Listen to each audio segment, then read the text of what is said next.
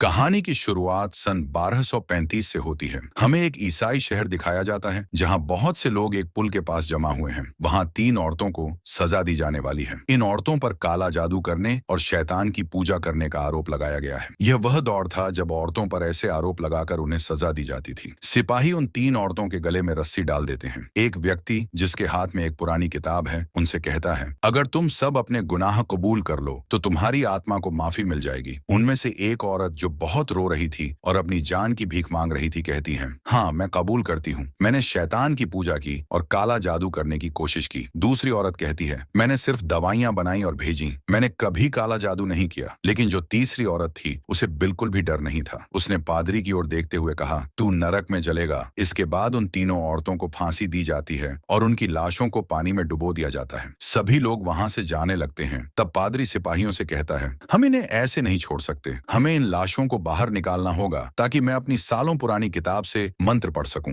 लेकिन सिपाही कहते हैं, अब ये दोबारा जिंदा नहीं होंगी और वहां से चले जाते हैं। पादरी को इस श्राप के बारे में पता था, इसलिए शाम को वह अकेले ही उन लाशों को एक एक करके पानी से बाहर निकालने लगता है और उन पर मंत्र पढ़कर शुद्धिकरण करने की कोशिश करता है। जब वह तीसरी लाश को बाहर निकाल रहा होता है तो लाश का वजन इतना ज्यादा होता है कि पादरी खुद भी पानी में गिर जाता है। जैसे ही वह पानी से बाहर आता है, तीसरी औरत जिंदा हो जाती है, लेकिन शैतान के रूप में। वह औरत उसकी किताब को जला देती है और पादरी को उसी पुल से फांसी पर लटका देती है। यहीं पर सीन कट होता है। इसके बाद कहानी 100 साल आगे बढ़ती है। अब हमें दिखाया जाता है कि ईसाई धर्म पूरी दुनिया में फैल रहा है और इसके साथ ही बड़ी बड़ी लड़ाइयां हो रही हैं। इन्हीं लड़ाइयों में दो ईसाई योद्धा भी शामिल थे। ये दोनों दोस्त थे। एक का नाम था बेहमान और दूसरा था फेल्सन। ये दोनों बहुत ही ताकतवर योद्धा थे और कई सालों तक धर्म के नाम पर युद्ध करते रहे। इन्होंने कई लड़ाइयां लड़ी थी और आज तक कभी हार नहीं मानी थी। सन 144 में मारना की जंग के दौरान ये लोग एक शहर पर हमला करते हैं और उसे अपने कब्जे में ले लेते हैं। लेकिन इसी दौरान बेहमान देखता है कि वहां बच्चों और औरतों की जान खतरे में है। बेहमान की तलवार से गलती से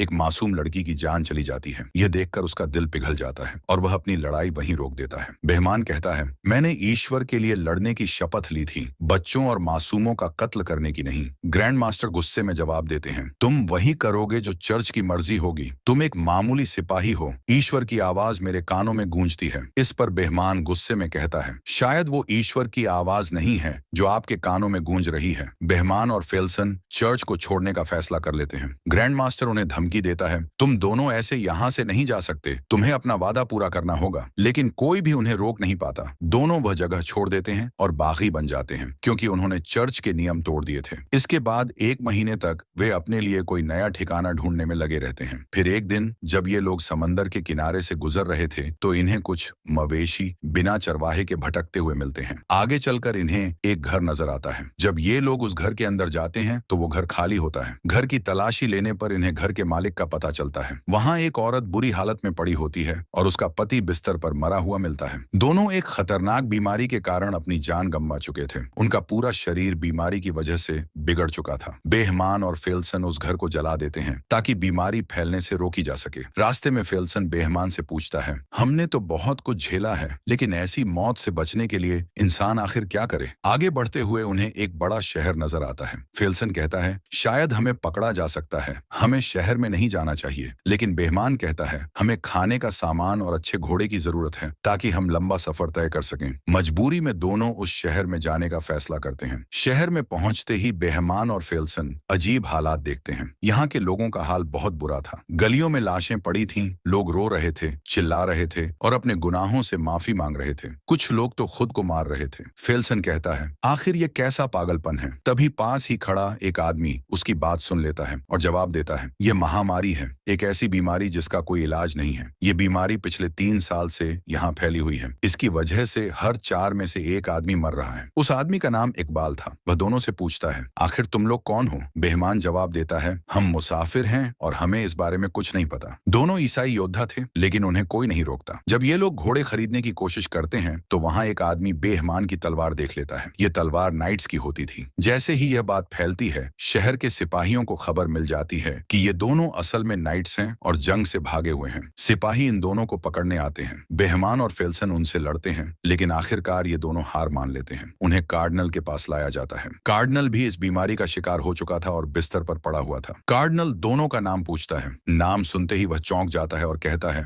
मैं तुम दोनों को जानता हूँ। तुम्हारी जीत की कहानियां दूर दूर तक मशहूर हैं। इसके बाद कार्डिनल बताता है, यह महामारी हमारे लोगों को खत्म कर रही है। असल में यह नरक से भेजा गया एक श्राप है। इसे एक जादूगरनी ने काले जादू से हम पर डाला है। अब वह जादूगरनी पकड़ ली गई है और उसने खुद ही यह माना है। कार्डिनल आगे बताता है, इस श्राप को खत्म करने का एक ही तरीका है। जादूगरनी को सेवेर के गिरजाघर ले जाना होगा। वहां के सन्यासी ही इस श्राप को खत्म कर सकते हैं। बेहमान पूछता है, मेरा इस सब से क्या लेना देना? कार्डिनल कहता है, ये काम हम नहीं कर सकते, लेकिन अगर तुम मदद करो तो जादूगरनी को सेवेर तक ले जाया जा सकता है। क्या तुम चर्च की सेवा करना चाहोगे? बेहमान इस काम को करने से साफ इनकार कर देता है। उसके इनकार के बाद कार्डिनल फेल्सन और बेहमान दोनों को जेल में डाल देता है। उसी काल कोठरी में एक लड़की भी थी। जब ये दोनों उसे देखते हैं तो फेल्सन पूछता है, क्या यही वह चुड़ैल है? बेहमान जवाब देता है, यह तो बिल्कुल वैसी नहीं लगती। रात को बेहमान एक बुरा सपना देखता है जिसमें वह एक मासूम औरत की जान ले रहा था। जब वह आंखें खोलता है तो देखता है कि वह लड़की जो रो रही थी उसकी कमर पर जख्म के निशान थे, जैसे किसी ने उसे बहुत मारा हो। यह देखकर बेहमान का इरादा बदल जाता है। वह चर्च के लिए नहीं बल्कि उस लड़की के लिए इस मिशन पर जाने का फैसला करता है ताकि वह उसकी जान बचा सके।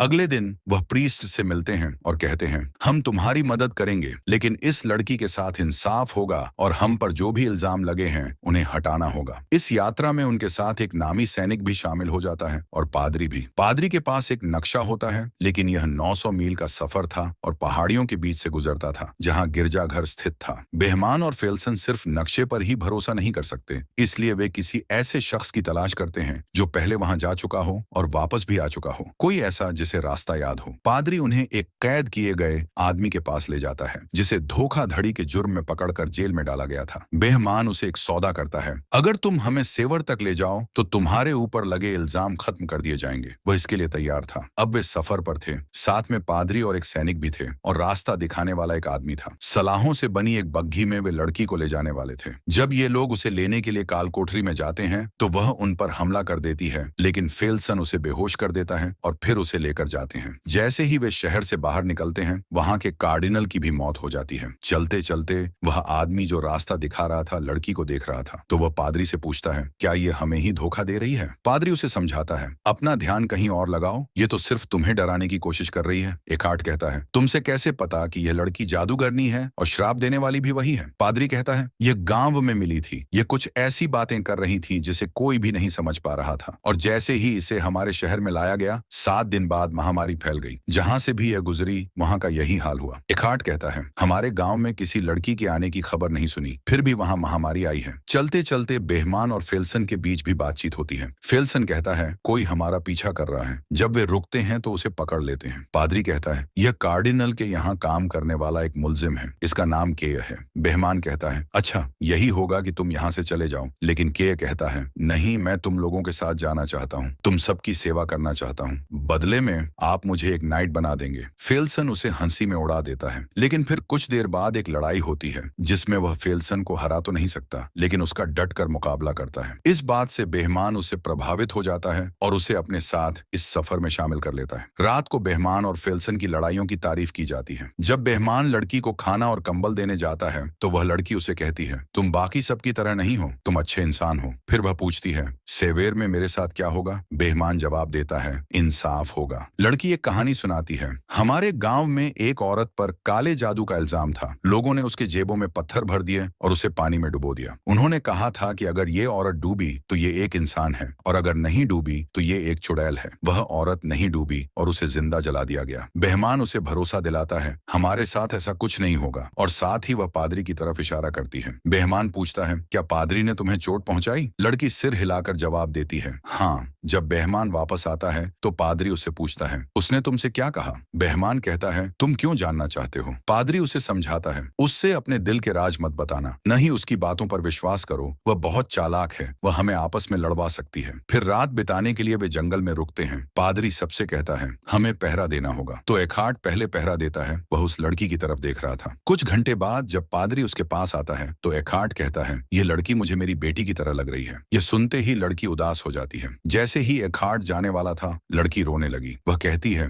मुझे इस पादरी के साथ अकेला मत छोड़ो। एकार्ट पूछता है, तुम्हें इससे डर क्यों लगता है? लड़की एकार्ट को पकड़ लेती है, उसे बचाने की कोशिश करते हुए। जैसे ही पादरी आगे आता है लड़की पादरी का हाथ जख्मी कर देती है और उसके गले से चाबी ले लेती है और वहां से भाग जाती है। ये शोर सुनते ही बेहमान, फेल्सन और के वहां पहुंचते हैं। पादरी से पूछते हैं कि क्या हुआ, तो पादरी बताता है कि वह लड़की भाग गई। वे सभी पास के गांव में जाते हैं ताकि उसे पकड़ सकें। उस गांव में भी महामारी फैल चुकी थी, वहां ज्यादा लोग नहीं थे और जो थे वे बीमार थे। फिर लड़की अपनी शक्तियों का इस्तेमाल करने की कोशिश करती है। जैसे ही एखार्ड को वह अपनी बेटी जैसी लगती है, वह उसकी ओर बढ़ता है तो केय को लगता है कि शायद वह उसे मारने के लिए बढ़ रहा है। वह अपनी तलवार आगे करता है और इस वजह से एखार्ड की मौत हो जाती है। यह देखकर केय बहुत घबरा जाता है और बार बार कहता है, ये मैंने क्या कर दिया, ये रुक नहीं रहे थे, मैंने इन्हें बहुत कहा लेकिन वे मुझे मीरा पुकारते हुए बढ़ रहे थे। इसी बीच वह लड़की भी मिल जाती है। वह रोते हुए कहती है, मुझे वापस मत ले जाओ, मुझे वहां से भागना पड़ा क्योंकि वह मेरे साथ बुरा करता था। असल में उसका मतलब पादरी की मौत से था और सभी बहुत दुखी थे। अगली सुबह लड़की को वापस बग्घी में कैद कर लिया जाता है और वे फिर से सेवर की ओर अपना सफर शुरू करते हैं। मगर जाने से पहले पादरी बेहमान से कहता है, तुम और बाकी सब लोग अपनी लिखी बातें जादूगरनी के सामने मत करना क्योंकि वह इन बातों का इस्तेमाल हमारे खिलाफ कर सकती है। कल रात एखार्ड अपनी बेटी के बारे में बात कर रहा था और जादूगरनी ने वह सुना। चलते चलते वे लोग रस्सी और लकड़ी के एक पुराने पुल के सामने रुक जाते हैं। एक आदमी कहता है कि वह 9-10 साल पहले यहाँ आया था, तब यह पुल ठीक ठाक स्थिति में था लेकिन अब यह बहुत कमजोर हो चुका है। इसे पार करना खतरे से खाली नहीं, खासकर जब उनके पास भारी बग्घी हो। फिर भी वे पुल पार करने का फैसला करते हैं और बग्घी को रस्सी से बांधकर धीरे धीरे आगे बढ़ाते हैं। इस दौरान पुल टूटने लगता है और के मरते मरते बचता है लेकिन लड़की उसकी जान बचा लेती है। किसी तरह वे पुल पार कर लेते हैं लेकिन जैसे ही वे दूसरी तरफ पहुंचते हैं पुल पूरी तरह टूट जाता है। पुल पार करने के बाद वे एक खतरनाक जंगल में दाखिल हो जाते हैं जहां रास्ता बिल्कुल भी साफ नहीं दिख रहा था। मजबूरी में वे जंगल में रात बिताने का फैसला करते हैं। रात में बेहमान लड़की के पास जाता है और उसे धन्यवाद देता है कि उसने पुल पर उसकी जान बचाई, लेकिन लड़की ऐसी बातें करने लगती है जिससे बेहमान को उस पर शक होने लगता है। रात के बीच में बेहमान की नींद खुल जाती है क्योंकि वह एक बुरा सपना देख रहा था। जागने पर वह देखता है कि एक आदमी हथियार लेकर बग्घी के पास खड़ा है। बेहमान उसे देखकर चौंक जाता है और वह कहता है, इसकी वजह से हम सब मारे जाएंगे, इसे मार डालो, इससे छुटकारा पाओ, कोई हमें नहीं रोकेगा। तभी फेल्सन वहां आता है और उस आदमी के हाथ से हथियार छीन लेता है। उसी समय लड़की उनकी बातें सुन रही होती है। अचानक वह भेड़ियों जैसी आवाजें निकालने लगती है। इससे पहले कि कोई कुछ समझ पाता,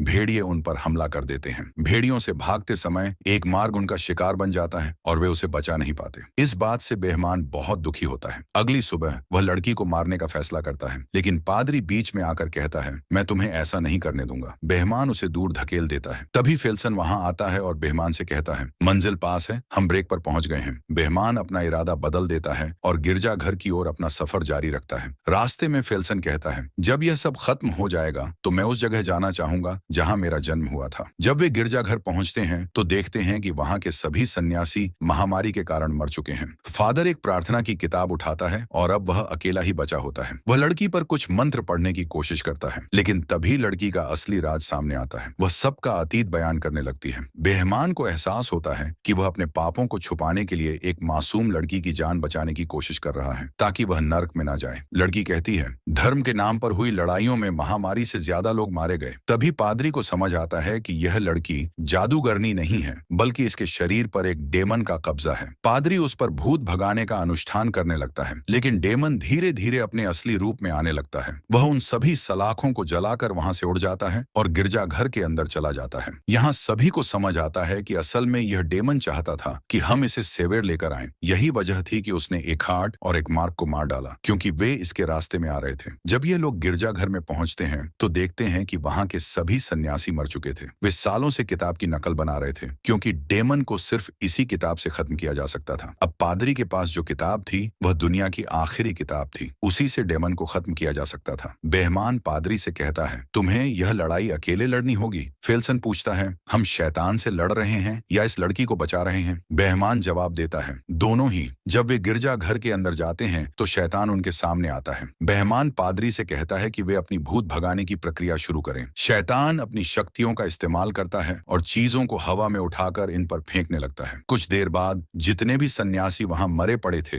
वे गायब हो जाते हैं और शैतानी शक्तियां उनके शरीर पर कब्जा कर लेती हैं। अब वे लोग शैतान के गुलाम बनकर इन पर हमला करते हैं। पादरी किताब पढ़ रहा होता है लेकिन तभी शैतान उसे मार डालता है। वह किताब जमीन पर गिर जाती है। फिर फेल्सन आता है और डेमन से लड़ने लगता है लेकिन डेमन उसे झला देता है। केय किताब को ले लेता है और उसे आगे पढ़ने लगता है। जैसे ही शैतान उस पर हमला करने वाला था। बेहमान आता है और उसे रोकता है। वह उसके दोनों पंख दीवार से लगा देता है। डेमन अपनी शक्तियों का इस्तेमाल करता है और बेहमान को मारने की कोशिश करता है, लेकिन वह हार नहीं मानता। जब मंत्र पूरा होता है तो डेमन नरक में वापस चला जाता है और वह मासूम लड़की अपने असली रूप में आ जाती है। इस लड़ाई में सिर्फ के और वह लड़की बच जाते हैं, बाकी सभी मारे जाते हैं। वे दोनों उन सभी को वहीं दफनाते हैं। फिर लड़की बेहमान और उसके साथियों का शुक्रिया अदा करती है क्योंकि उन्होंने उसकी जान बचाई और उसे अंधेरे से निकाला। वह के साथ उम्मीद के साथ चली जाती है और यहीं पर इस कहानी का अंत होता है।